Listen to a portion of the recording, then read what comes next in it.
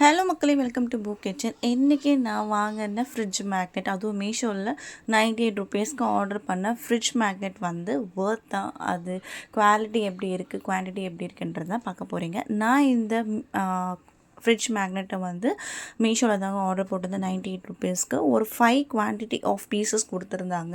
5 வேர்ட்ஸுமே different words, ரொம்ப யூனிக்காக இருந்துச்சு, ரொம்ப நீட்டாக இருந்துச்சு.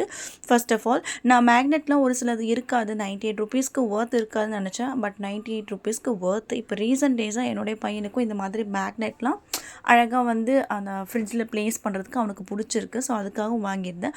ஒன்ஸ் நீங்கள் இது எல்லாமே அழகாக நீங்கள் வந்து ஃப்ரிட்ஜில் ப்ளேஸ் பண்ணிங்க அப்படின்னா ரொம்பவே நீட் அண்ட் யூனிக்காக க்யூட்டாக இருக்குதுங்க.